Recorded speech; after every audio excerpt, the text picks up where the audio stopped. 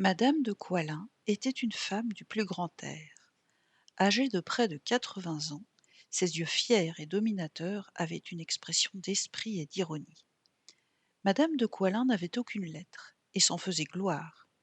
Elle avait passé à travers le siècle voltairien sans s'en douter. Si elle en avait conçu une idée quelconque, c'était comme d'un temps de bourgeois disert. Ce n'est pas qu'elle parlât jamais de sa naissance, elle était trop supérieure pour tomber dans ce ridicule.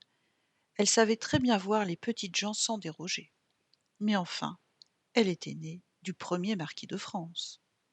Si elle venait de Drogon de Nesle, tué dans la Palestine en 1096, de Raoul de Nesle, connétable et armé chevalier par Louis IX, de Jean II de Nesle, régent de France pendant la dernière croisade de Saint-Louis, Madame de Coislin avouait que c'était une bêtise du sort dont on ne devait pas la rendre responsable.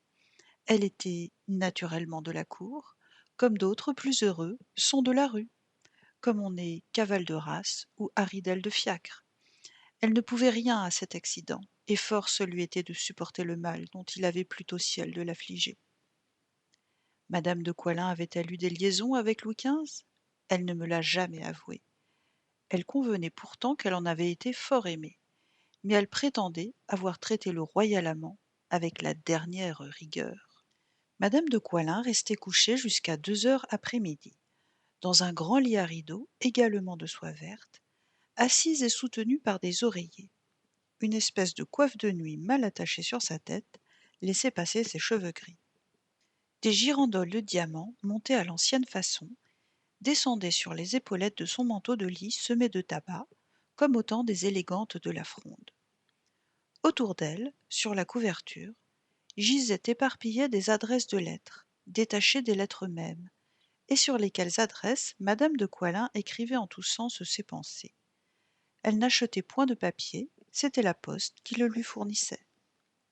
De temps en temps, une petite chienne appelée Lily mettait le nez hors des draps, venait m'aboyer pendant 5 ou 6 minutes et rentrait en grognant dans le chenil de sa maîtresse. Ainsi le temps avait arrangé les jeunes amours de Louis XV. Madame de Coislin, avare de même que beaucoup de gens d'esprit, entassait son argent dans des armoires. Elle vivait toute rongée d'une vermine d'écus qui s'attachait à sa peau. Ces gens la soulageaient. Quand je la trouvais plongée dans d'inextricables chiffres, elle me rappelait l'avare Hermocrate, qui, dictant son testament, s'était institué son héritier. Monsieur Hénin, ancien commis des affaires étrangères et ennuyeux comme un protocole, barbouillait de gros romans. Il lisait un jour à Madame de Coislin une description.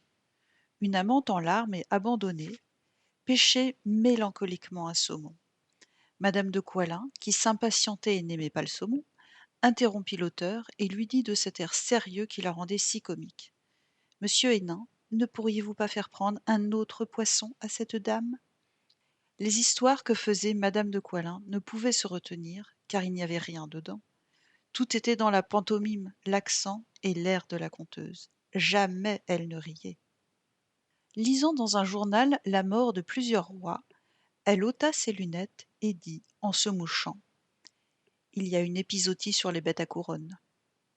Au moment où elle était prête à passer, on soutenait au bord de son lit qu'on ne succombait que parce qu'on se laissait aller, que si l'on était bien attentif et qu'on ne perdit jamais de vue l'ennemi, on ne mourrait point. Je le crois, dit-elle, mais j'ai peur d'avoir une distraction. Elle expira. Je descendis le lendemain chez elle. Je trouvai monsieur et madame d'Avaray, sa sœur et son beau-frère, assis devant la cheminée, une petite table entre eux, et comptant les louis d'un sac qu'ils avaient tiré d'une boiserie creuse. La pauvre morte était là dans son lit, les rideaux à demi fermés.